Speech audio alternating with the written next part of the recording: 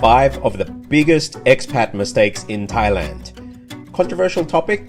Let's see. I'll tell you how I came to this topic. On the 6th of July, in a few weeks' time, I'll be running a cross-cultural workshop for expats in Thailand at AIHMS school just across the river there. And as I was getting my notes together, I've run this program 1,000 times over the past 25 years. And I've always updated it, but I realized, especially after having run a tech company for the past year and seeing all of the differences that are happening in the workplace, it's probably due for some updates to this program.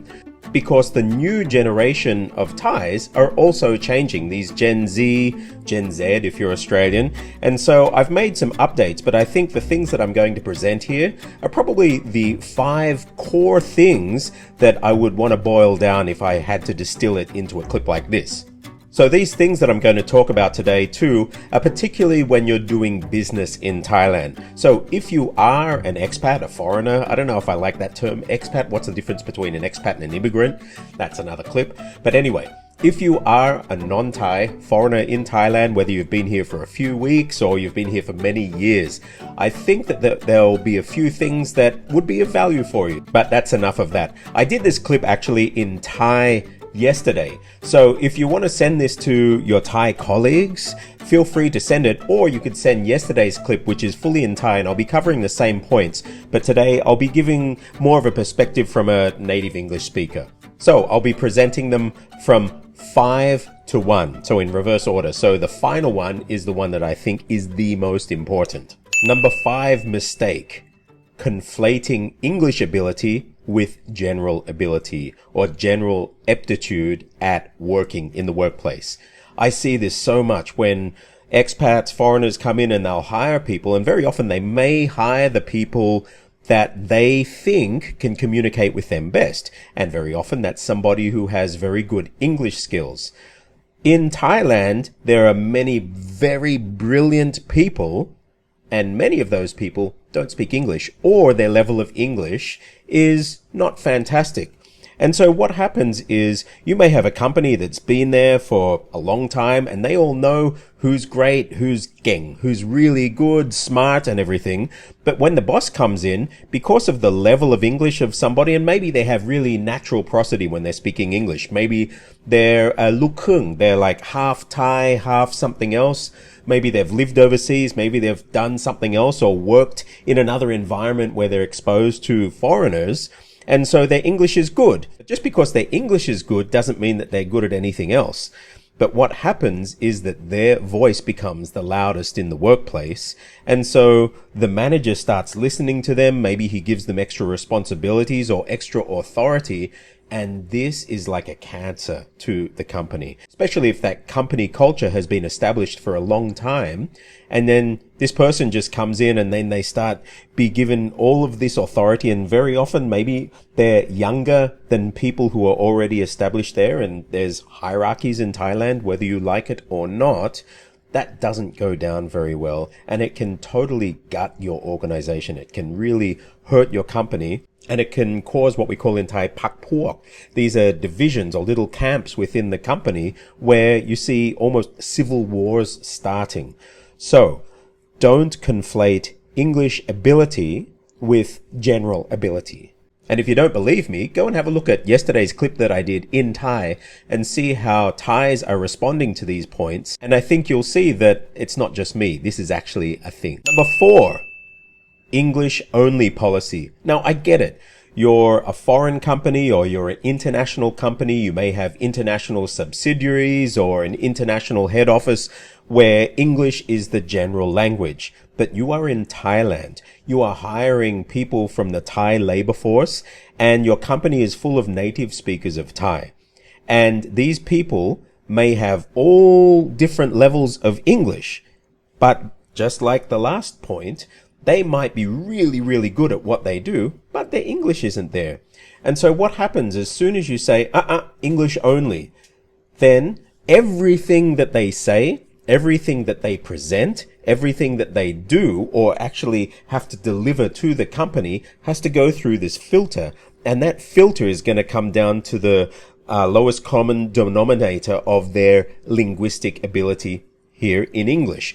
And that's not fair. And you're actually cutting yourself off at the knees as well, because maybe you have the potential to have some really amazing stuff, but because this person can't present it in English, or maybe they're scared to present in English, and so they'll just do what they can do in English, or maybe they do as best as they can and they're presenting something really good, but that English is perceived as not great. And so subconsciously, the foreigners don't see them as smart and they don't take those things on. And so having an English only policy in the office can really hurt you if you're really looking to take the maximum potential out of your people that you've hired. So how do you get around it?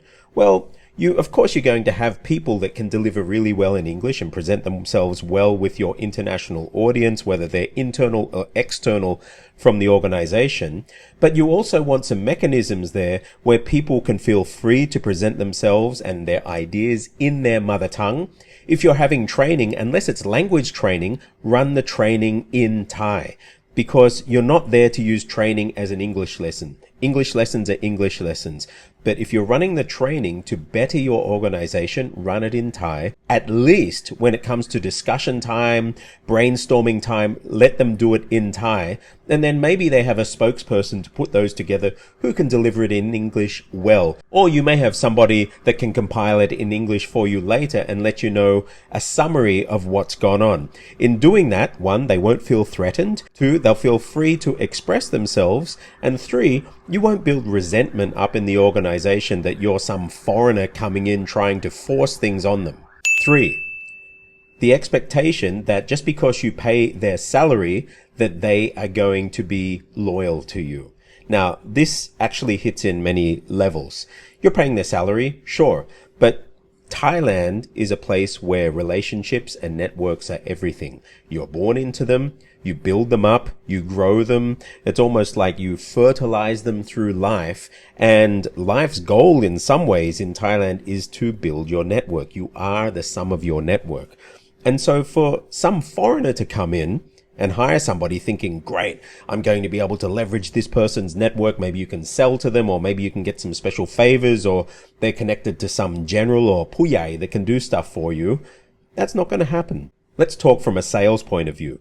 You've hired somebody in because you know that they have a great network. Maybe they've got a lot of government connections or connections in big companies that you know that are your target customer and you want to score contracts with.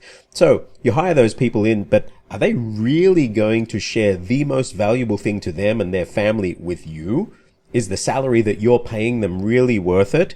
Yeah, maybe they'll work some way to work a deal or connect you with something that isn't going to damage that relationship. But I can tell you, I've seen these relationships really damaged many, many times where the foreigner has come in, they've just taken those contacts and gone out and contacted themselves or just handed the contacts off to the team. And these people are thinking, who are these people contacting me? And then it ruins the relationship between the original person that was hired and that person that's actually very valuable to them in life. To be able to gain that loyalty and trust, you need to earn it. And so just because you come in and pay somebody a salary and sign them on, don't expect instant loyalty and instant handing over of all of their contacts. Those are very valuable. And so their sen, we call it in Thai. Sen is actually from the Chinese word xian, and they're the things that link them together. Think of a spider web of all of their people within the community at all different levels. So they don't want to ruin that. And so you too start to become part of their sen, and then you have to work a way to work through them in order to coordinate and operate with the people that eventually you want to be hooked into. But don't think that you can go directly. Number 2, never, ever, ever say, that's not how we do it back home. This one sentence frustrates the crap out of so many locals here in Thailand when they get expats coming in and they realize things are differently, or they get frustrated and they say, but that's not how we do it at home, or we're not going to do it like that. We're going to do it my way. And you are fighting against hundreds of years, even thousands of years of culture and tradition and networks and hierarchies, and you coming in thinking that you're going to do it your way because it's the best way. Maybe it's not the best. You don't know what you don't know. And it's funny because I hear some foreigners coming in telling the Thais, you don't know what you don't know. And maybe they need to listen to their own advice and just sit and observe for a while and start to try and operate the way that the locals work. Maybe you'll find a better way of operating, and almost always I can tell you the way that you think is going to operate best because that's the way it works in the US, or that's the way it works in Europe or Australia. It's not going to work that way here. So, even if you're thinking it and you're screaming out inside and you want to say, but we don't do it like that back home. Why is this so different? Why do you have to be so difficult? Take a deep breath, refrain from saying it, and observe. And later, you'll be able to build up the good things of here and then find a way to adapt what maybe would work in the future. But usually just bring in cold turkey, it's not going to happen. Number 1. This is even worse than the last point, but it's built on that. So not only do some expats here say, that's not how we do it back home, some expats refuse to accept the way things run here, especially legal things. I'll give you an example. In the US, if you want to hire and fire people, you can hire and fire them. If you want to get rid of somebody and not have to pay them severance pay, from what I understand, I'm not an American, but that can be done. Or if somebody comes and works for an organization and they sign a contract in the beginning where they relinquish their right to take any severance pay on being fired sometime in the future, when that finally happens, there's no way that person can take it to court if they've signed away their rights saying, I accept that I will not receive severance pay when being fired. But in Thailand, it's very, very different. Labor law in Thailand is very strong. It's very different to the US. Maybe it's more similar to Europe. I'm not sure. But in Thailand, if you have a contract like that and you have written in anything in that contract where it contravenes actual labor law, by the time it goes to the labor court, the judge is most likely, now this is not legal advice, I'm not a lawyer, but from my experience, the judge is going to look at the contract, and the judge is going to look at Thai labor law, and your contract will have no meaning and the Thai labor law will kick in. Not only that, if you've tried to get away with something like that, you could be liable and there could be a bunch of penalties, and that person could be entitled to more because you tried to do something that was against Thai labor law. And Thais are not stupid. They know their rights. They know labor law. So unless you're ready to accept that, well, doing business in Thailand probably isn't for you, and you probably should think of setting up business somewhere else where maybe your way of doing business is going to fly. But here, it's not going to fly. So there you go. The 5 biggest mistakes that I think some expats make when doing business in Thailand.